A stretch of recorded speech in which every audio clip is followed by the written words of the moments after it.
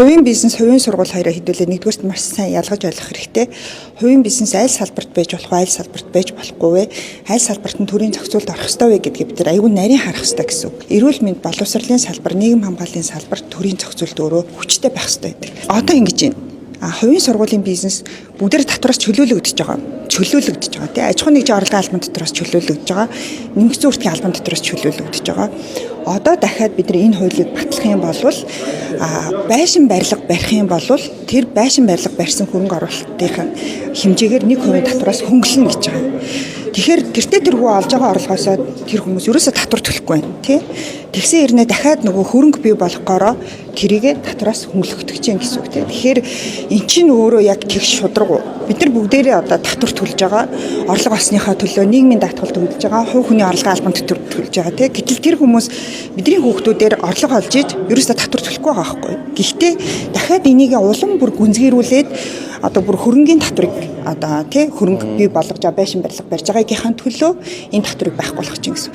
Хоёрдугаар бас нэг зүйл нь маш шударга бас байгаа нэг зүйл нь юу вэ гэвэл төсвийн тодтголын хуультай хамт орж ирж байгаа. Тэгээд Жавхлан сайд хариулсан төсвийн тодтголтой энэ нь ерөөсөн ямар ч тоон дээр нөлөө үзүүлэхгүй гэж хариулсан. Өөрөөр хэлбэл бид нар төсвөө танах гэдэг шүү дээ. Орлогоо нэмж олдог болоод төсвөө танах гэдэг. Гэтэл яг энэ хууль нь тэр одоо энэ агуулгатай ямар одоо хамааралтай вэ гэхээр ямар ч хамааралгүй гэж байгаа. Тэгэхээр би нөгөө хуулийн хулгай гэдэг байгаа нь энийг хэлээд байгаа байхгүй. Тэгээд наадам баяр наадам далиндуулаад хуулийн хулгай лобби хийдэг нь яг үүгээр бол нотлогдож ил гэж харж байгаа. Хувийн сургуулийн лобби явж байна. Хувийн сургуулийн лобби. Эдгээр ачаан хөнгөлж байгаа нь үнэн.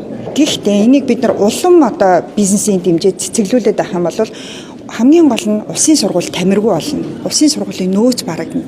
Та бүгдээрээ л одоо баг тэр зовлонг мэдэх бах юу гэхээр айгүй сайн багшд хүүхдээ өгсөн байжсэн чинь багш нь 2 дугаар 3 дугаар ангиасаа гараад хувийн сургуульд орчдөг. Тэр чинь нөгөө хувийн сургууль олон болох тусам улсын сургууль чанаргүй болно, хүртээмжгүй болно, муу болно, нэг ангид одоо суралцах хүүхдийн товлом нэмэгдэнэ гэсэн үг. За хоёрдугаарт нэг зүйлийг бас бид нар аягүй сайн анзаарах хэрэгтэй юм байна гэж харсан. Юу гэхээр хувийн сургууль бид нар одоо улсын сургууль барих гэхээр газаргүй, талбайгүй гэл ингээл ийм асуудал яригддаг шүү дээ. Гэтэл одоо хувийн сургууль байшин барилга барих гэдэг юм да. Тэгээ бид нар газраа хувийн сургуулиудад алдаад байгаа. Тэгэхээр нөгөө хотгоны сургууль Наранбаяр сайдыг та анзаарсан бол хотгоны сургууль хотгон болгон сургуультай олно. Төр хувийн хвшлийн түншлэлээр барина гэдэг шүү дээ. Тэгэхээр нөгөө хотгон болгон дотор яах нь хувийн сургууль баригдахна гэсэн. Улсын сургууль барих газаргүй болно гэсэн. Тэгэхээр бүр ингээд цаагаараа бид нар улсын боловсрлоо хүчгүй болгох, тамиргүй болгох энэ бодлогыг алсуураа явуулж байна гэсэн.